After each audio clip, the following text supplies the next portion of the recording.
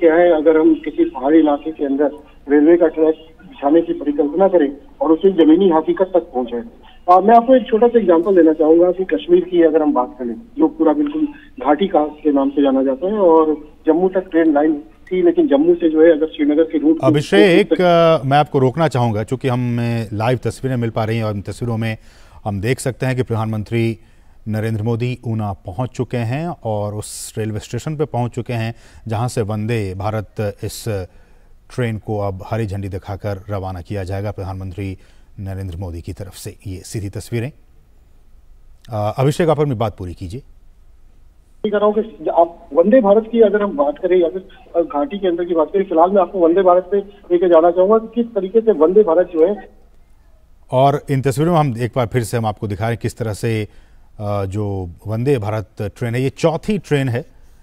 ये ऊना और नई दिल्ली के बीच ये ट्रेन चलेगी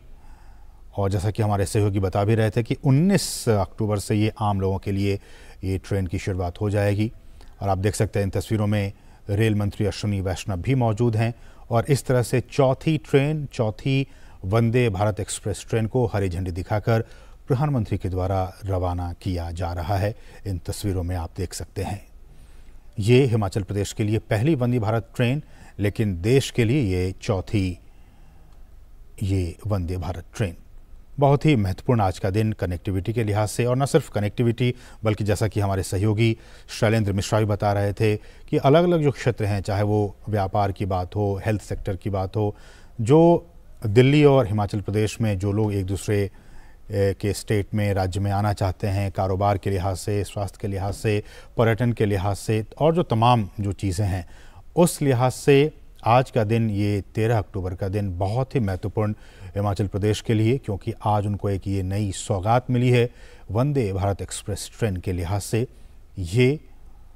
ऊना को राजधानी दिल्ली से जोड़ने का ये काम करेगी। लगभग 5-5.5 घंटे का वक्त लगेगा इस ट्रेन से यात्रा करने में हिमाचल प्रदेश के ऊना से राजधानी दिल्ली के बीच में। जैसा कि हम आपको सुबह से बता रहे हैं कि किस तरह से तमाम तैयारियों के बाद अब इस ट्रेन को यहाँ से रवाना कर दिया गया है। ये अंब अंदौरा से, ये वंदे भारत एक्सप्रेस नई दिल्ली से अंब अंदौरा तक चला करेगी ये ट्रेन, और 412 किलोमीटर की दूरी ये ट्रेन तय करेगी। लगभग 5 घंटा 15 मिनट ऐसा वक्त कहा जा रहा है कि इतने समय में ये दूरी तय कर ली जाएगी। और इन दो स्टेशनों के बीच, अंब अंदौरा और नई दिल्ली के बीच अंबाला स्टेशन होगा, चंडीगढ़ और ऊना, यहाँ पे 2-2 मिनट के हॉल्ट्स होंगे जहाँ की ये ट्रेन रुका करेगी 2-2 मिनट के लिए। और वंदे भारत अंब अंदौरा से दिल्ली के बीच चलेगी, जो लगभग 412 किलोमीटर की दूरी तय करेगी। जबकि नंगम डैम रेलवे स्टेशन में 10 मिनट का वाटरिंग के लिए ऑपरेशन हॉल्ट भी किया जाएगा, ये भी जानकारी हमें मिल पा रही है। और जैसा कि हमारे सहयोगी अभिषेक बता रहे थे कि वंदे भारत जो एक्सप्रेस ट्रेन है वो देश की पहली सेमी हाई स्पीड ट्रेन है और इसका रैक जो है वो इंटीग्रल कोच फैक्ट्री चेन्नई में बनकर तैयार हुआ है। ये जो आप देख रहे हैं इन तस्वीरों में, इनके जो कोचेज़ हैं इस ICF चेन्नई में ये बनकर तैयार हुए हैं और तमाम जो आधुनिक सुविधाएं हैं वो इस ट्रेन में मौजूद हैं। इसमें photocatalytic ultra air purifier system लगा हुआ है और ये सिस्टम GRDO की चंडीगढ़ स्थित लेबोरेटरी में तैयार हुआ है। और जैसा कि हमने आपको पहले बताया भी था कि जब ये ट्रेन गांधीनगर से जब मुंबई के लिए जब ये ट्रेन को रवाना किया गया था बीते दिनों प्रधानमंत्री की तरफ से, हमने आपको बताया था किस तरह से उसके अंदर की तस्वीरें आपको दिखाई थी कि किस में इसमें रिक्लाइनिंग सीटें लगाई हुई हैं, ऑटोमेटिक फायर सेंसर लगे हुए हैं, CCTVs लगे हुए हैं सुरक्षा की दृष्टि से, और वाईफाई की भी सुविधा इसमें मौजूद है। तो तमाम खासियतों के साथ वंदे भारत ट्रेन ये बनकर तैयार, और ये चौथी सौगात देश के लिए और पहली सौगात हिमाचल प्रदेश के लिए। और जैसा कि हमारे सहयोगी अभिषेक सिंह बता रहे थे कि इसको इस तरह से डिज़ाइन किया गया, इस तरह से बनाया गया है कि इसमें आपको बहुत ही कम झटके महसूस होंगे, या फिर महसूस नहीं ही होंगे झटके, ये हम कह सकते हैं। सुपीरियर राइड क्वालिटी होने से अगर आप टेस्ट करके देखें तो चलती ट्रेन में भी अगर आप पानी का ग्लास रखें आपके सामने तो उसमें से पानी नहीं छलकेगा। आप समझ सकते हैं कि किस तरह से, किस बेहतरी से और किस खूबसूरती के साथ इसको बनाया गया। अभिषेक, आप हमारे साथ मौजूद हैं? जी। तो जैसा कि हम बता रहे थे, अगर आप संक्षेप में बता सकें और क्या कुछ खासियत होगी इस ट्रेन की? बिल्कुल, देखिए खासियतों से बिल्कुल लैस है ये ट्रेन, और मेक इन इंडिया के तहत बना है। आप समझ सकते हैं कि भारतीय जो मुसाफिर है उनके हिसाब से उनको किस तरीके की बुनियादी सुविधाएं चाहिए, किस तरीके से विश्व स्तरीय सुविधाएं चाहिए, वो सभी खूबियां इस ट्रेन के अंदर मौजूद है। और मैं आपको बताऊंगा, ये जो हिमाचल के लिए दिल्ली से जो इस ट्रेन की शुरुआत की गई है, इसका एक बहुत बड़ा फायदा जो हिमाचल के अलावा पंजाब के लोगों को भी मिलेगा, क्योंकि जो आपके आनंदपुर साहिब है वो ट्रेन, ये ट्रेन वहां से भी गुजरेगी। तो जो लाखों श्रद्धालु हैं जो दिल्ली से जाते हैं, अब उनके लिए यात्रा काफी सुगम होगा कि वो आनंदपुर साहिब भी जा सकेंगे। चंडीगढ़ से जो दिल्ली आने वाले और दिल्ली से जो चंडीगढ़ जाने वाले लोग हैं, उनके लिए शताब्दी के बाद ये एक बहुत बड़ा तोहफा है। जो भी वहाँ पे नौकरी पेशा हो, रोजगार वाले हो, या फिर जो बिजनेसमैन है, उन लोगों के लिए काफी बड़ा एक तोहफा है। साथ साथ जो फीचर्स है, जो कि जिस तरीके से इसका सक्सेस आपने देखा कि वाराणसी की बात करें, कटरा की बात करें, या फिर मुंबई गांधीनगर की बात करें, तो ये जो ट्रेन है इसके अंदर जो लोग हैं उनको बजट जो किराया है वो भी इस तरीके से रखा गया है कि लोगों के बजट के, लोगों के पॉकेट के हिसाब से बैठे। जिन्हें लग्जरी चाहिए उनके लिए एग्जीक्यूटिव क्लास कोच भी रखा गया है। और सबसे बड़ी बात, सेफ्टी के साथ साथ एक आपको एक बिल्कुल हाइजेनिक माहौल में एक वर्ल्ड क्लास सफर, इंफोटेनमेंट और के साथ साथ इंटरटेनमेंट भी। सिक्योरिटी तो आपको सब कुछ है, आपकी सुविधा, सुरक्षा की सब व्यवस्था की गई है, और साथ साथ इंफोटेनमेंट भी है। हर जगह पे आपको सूचना भी दी जाएगी, कौन सा स्टेशन आ रहा है, कितनी रफ्तार पे ट्रेन चल रही है, आपके लिए क्या क्या सूचनाएं हैं, किस तरीके से, तो सारी सूचनाएं भी आपको प्रोवाइड की जा रही है। और साथ साथ जो इंटरटेनमेंट की भी व्यवस्था की गई है, चाहे वो संगीत की बात करिए, इस तरीके के अन्य, तो जिस तरीके की फैसिलिटीज का आप परिकल्पना नहीं कर सकते थे कि भारत भी ऐसा कर सकता है, ये भारत ने पिछले 8-10 वर्षों के अंदर करके दिखाया है। और यही कारण है कि ऐसे 400 रैक और बनने का ऑर्डर किया जा चुका है, जो कि अब इंटीग्रल कोच फैक्ट्री के अलावा देश के जो और अन्य रेल कोच फैक्ट्री है वहां भी से उन्हें बता दिया गया है कि वो भी तैयार करें। और लगातार इसकी जो तैयारी हो जारी है, इस साल के अंत तक की भी आप देख लेंगे कई और रैक जो है वो बनकर तैयार हो जाएंगे, और वो जो है पटरियों पर आपको दौड़ता हुआ नजर आएगा। और 2024 तक जो है ये 400 रैक को पूरा कंप्लीट करने का भी लक्ष्य रखा गया। साथ साथ ये ट्रेन 18 की एक परिकल्पना थी। मैं आपको इसका एक एडवांस वर्जन और बता दूं, ट्रेन 20, जिसको ट्रेन 20 का नाम दिया गया था, कि वो जैसे ये शताब्दी की तरह ये ट्रेन जो है शताब्दी का आधुनिक वर्जन होगा, वैसे ही ट्रेन 20 जो कि उसका भी ऑर्डर किया जा चुका है। उसके अंदर जैसे आपने राजधानी में स्लीपर कोचेस देखे होंगे, तो वो राजधानी की जगह का, राजधानी का वो विस्तृत रूप होगा, राजधानी का आधुनिक रूप होगा, यानी कि स्लीपर क्लास के साथ। और इस ट्रेन के कारण जो है इलेक्ट्रिसिटी की, अगर आप जो कंजम्पशन होता था नॉर्मल शताब्दी राजधानी में, अगर आप देखें तो उससे 30 से 35% की भी बचत है इस ट्रेन के अंदर। ये ट्रेन जब सफर करेगी तो इसका दूसरा क्या है, इस ट्रेन का अगर सुरक्षा के हिसाब से देखें तो बिल्कुल स्टेनलेस स्टील है, यानी कि जो पुराने जो कोचेज होते थे काफी भारी होते थे, उसके जगह पर इसके जो कोच है ये सुरक्षित होने के साथ साथ जो है इसका वजन भी कम है। तो ये एक बहुत बड़ी सौगात है मेक इन इंडिया के साथ। और यही कारण है कि आज सेमी हाई स्पीड ट्रेन की बात करें तो विश्व के अगर 15 देश हैं तो उसमें भारत ने भी अपना नाम शुमार कर लिया, जहाँ पे सेमी हाई स्पीड ट्रेन चलती है। और आज जो है विश्व के, चाहे जो एशियन कंट्रीज की बात करें, अफ्रीकन कंट्रीज की बात करें, कई ऐसे देश है विश्व के जो कि वंदे भारत का डिमांड भी कर रहे हैं कि उन्हें वंदे भारत ट्रेन जो है उनको भी सप्लाई की जाए। और भारत सरकार का लगातार प्रयास है कि पहले जो भारत के लोग हैं उनके लिए जो है ये व्यवस्था की जाए, उनके लिए सफिशिएंट रैक बनाया जाए, और उसके बाद जो है इसका निर्यात भी किया जाएगा। तो इस ट्रेन का फायदा न सिर्फ देश के अंदर कनेक्टिविटी को लेकर के आप देखेंगे कि बल्कि आने वाले समय में ये जो है पूरे विश्व में सेमी हाई स्पीड ट्रेन को लेकर के भारत को एक काफी आर्थिक मजबूती भी देने जा रहा है। विश्व के अन्य देशों की तरफ से जिस तरीके से डिमांड है, अभी भी कई एशियन कंट्रीज हैं जहां पर कि अभी भी हमारे सवारी जो कोच है उनको हम सप्लाई, इंडिया भारत जो है उसका निर्यात करता है। और इसके अलावा अब जो है जो सेमी हाई स्पीड ट्रेन है इसकी डिमांड सबसे ज्यादा है वंदे भारत की। तो निश्चित तौर पर आने वाले समय में आप देखेंगे कि भारत में जो रेल क्रांति आई है, जो बदलाव आया है, रेल ने जो अपना, कहते हैं कि इंजन बदलेगा तो रफ्तार भी बदलेगी, तो आप बिल्कुल देख सकते हैं कि पिछले 8-10 साल के अंदर जो इंजन बदला है उससे रेल के अंदर क्या रफ्तार बदली है। असीम,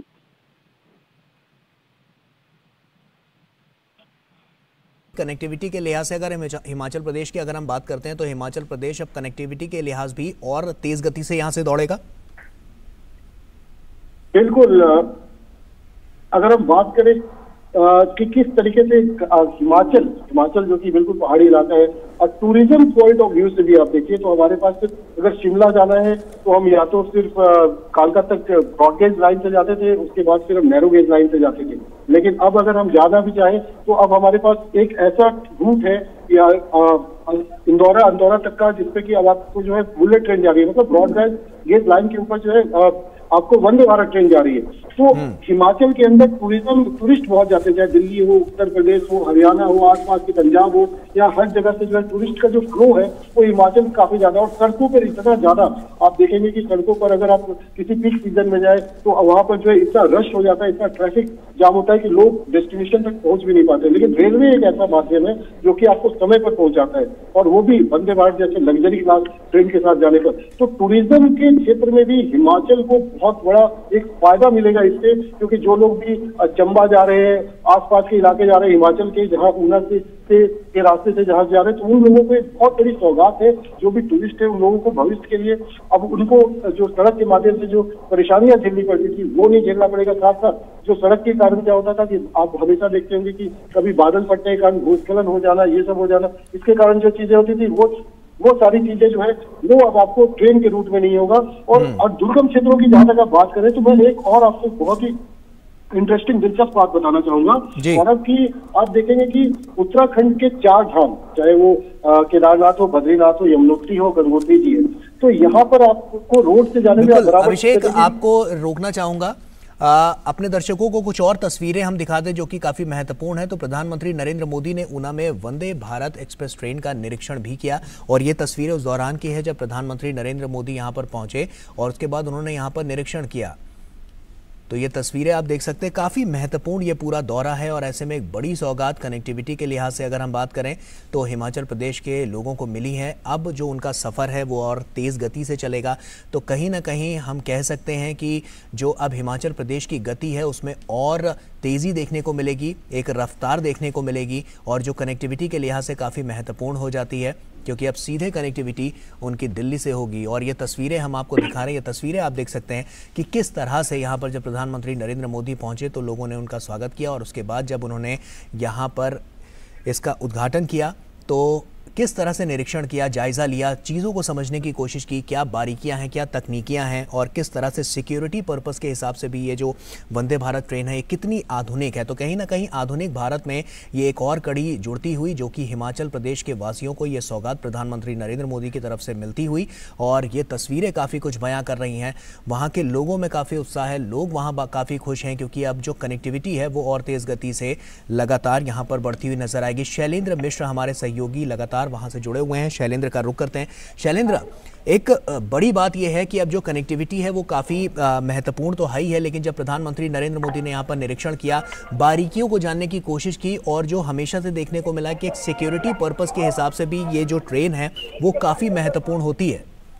निश्चित तौर पर आप देखिए कि जब इस तरह की एक आधुनिक ट्रेन की सौगात, जो हम जानते हैं कि देश में सिर्फ ऐसी चौथी ट्रेन है और हिमाचल की पहली ट्रेन जिसकी सौगात मिली है हिमाचल वासियों को, आज ऊना से प्रधानमंत्री नरेंद्र मोदी ने हरी झंडी दिखाकर इस ट्रेन को रवाना किया है। हफ्ते में 6 दिन तक ये ट्रेन चलेगी, तो निश्चित तौर पर हिमाचल में जो लोग रहते हैं इस रूट पर उन्हें बहुत सहूलियत होगी, और जो हिमाचल में पर्यटन है उस पर भी एक सकारात्मक असर पड़ेगा, क्योंकि दिल्ली से आवाजाही आसान होगी, तेज होगी और समय बचेगा। और तीसरी बात यह है कि हम जानते हैं कि बाकी जो सेक्टर्स हैं, क्योंकि हिमाचल हब है फार्मास्यूटिकल का, फार्मा कंपनियों का, और एक बड़े बल्क ड्रग पार्क की भी शुरुआत होने जा रही है, जिससे आयात पर जो निर्भरता है कच्चे माल की दवाइयां बनाने के लिए वो बहुत कम हो जाएगी। तो निश्चित तौर पर एक तरह से देखें कि काफी सकारात्मक असर आज जो जिन परियोजनाओं का या जो तोहफा आज हिमाचल की जनता को मिल रहा है उससे हिमाचल को मिलने वाला है, हिमाचल के विकास को एक नई गति मिलने वाली है। और निश्चित तौर पर हम जब आधुनिक भारत की बात करते हैं, भविष्य की रेलवे की बात करते हैं, तो वंदे भारत एक्सप्रेस जो ट्रेन है उसमें वो एक महत्वपूर्ण स्थान रखती है, जिसे खास तौर पर बनाया गया है, जिसकी डिजाइन आप जानते हैं कि तमाम सहूलियतें इस ट्रेन में मुहैया कराई गई हैं। इसकी स्पीड आम जो एक्सप्रेस ट्रेन है उससे ज्यादा होती है, ये समय कम लेती है, और साथ ही साथ तमाम सुविधाएं भी होती हैं, CCTV लगी होती है, बैठने की जो सीट है वो ज्यादा आरामदायक होती है। और दरअसल ये वो अनुभव कराती है कि किस तरह से भारत सेमी हाई स्पीड ट्रेनों की तरफ रेलवे आगे बढ़ रहा है। तो निश्चित तौर पर आज हम देख रहे हैं कि उस दिशा में हिमाचल को एक बहुत बड़ा तोहफा मिला है। और थोड़ी देर में एक पार्क की शुरुआत, जो बल्क ड्रग पार्क है, हिमाचल में 40% दवाइयां बनती हैं अगर देश भर की कुल दवाइयां देखें, तो निश्चित तौर पर उस दिशा में भी एक बहुत महत्वपूर्ण एक तरह से देखें आज का दिन है हिमाचल के लिए। आज हिमाचल में एक नया इतिहास लिखा जा रहा है और उस दिशा में हम देख रहे हैं कि प्रधानमंत्री नरेंद्र मोदी का जो दौरा है 2 जगहों का, ऊना में और उसके बाद दूसरी जगह पर दौरा है, तो निश्चित तौर पर हिमाचल की जनता को तमाम सौगात मिलने वाली है। बिल्कुल शैलेंद्र, आपसे यही जानना चाहूंगा क्योंकि आप खुद ऊना में हैं, तो ऐसे में किस तरह की प्रतिक्रियाएं वहां पर लोगों की मिल रही है? प्रधानमंत्री उनके बीच हैं, लोगों में किस तरह का माहौल है और लोग क्या अपेक्षा करते हैं कि कहीं ना कहीं जो सौगातें मिल रही हैं कितना फायदा उनको वहां पर होगा?